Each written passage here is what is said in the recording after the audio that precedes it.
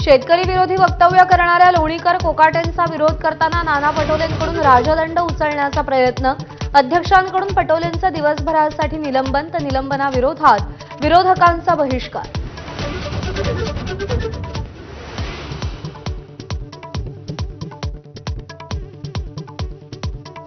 लोणीकरांवर कारवाई करेपर्यंत शांत बसणार नाही. निलंबनानंतर पटोलेंची प्रतिक्रिया, मुख्यमंत्र्यांच्या सर्टिफिकेटची गरज नसल्याचंही वक्तव्य.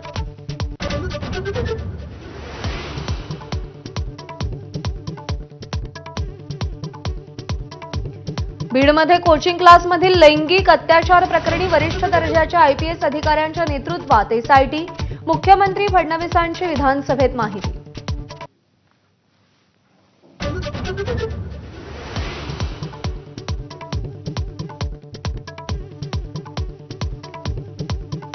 आम्ही केवळ मेळाव्याचे आयोजक, तुम्ही जल्लोष करायचा. उद्धव ठाकरे आणि राज ठाकरेंचं जनतेला एकत्रित आवाहन. मराठी जनांनी सरकारला नमवल्याचाही उल्लेख.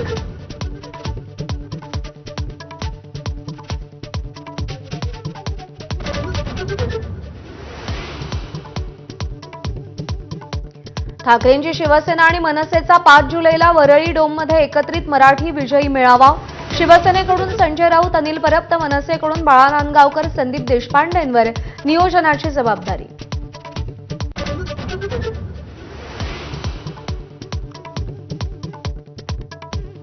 राज ठाकरेंना त्रास देणाऱ्या उद्धव ठाकरेंना आता भाऊबंदकी आठवली.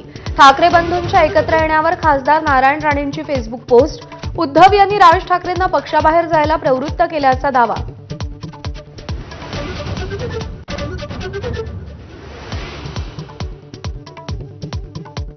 शक्तीपीठ महामार्गाविरोधात आज पश्चिम महाराष्ट्र आणि मराठवाड्यात चक्काजाम.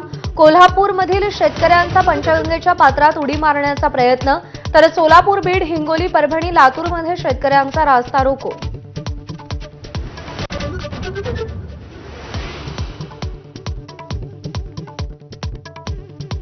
शक्तीपीठ महामार्गाविरोधात विधान भवनाच्या पायऱ्यांवर एल्गार, विरोधकांची घोषणाबाजी.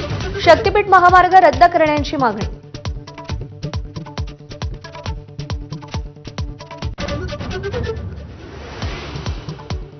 महाराष्ट्रातील 70 वर्षीय महिला पर्यटकावर पहलगाममध्ये लैंगिक अत्याचार.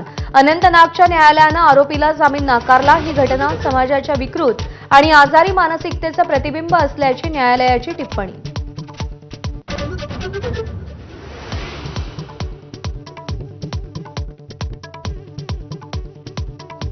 तुकोबांच्या पालखीचं सोलापूरमध्ये उत्साहात स्वागत तर अकलूजमध्ये रिंगण.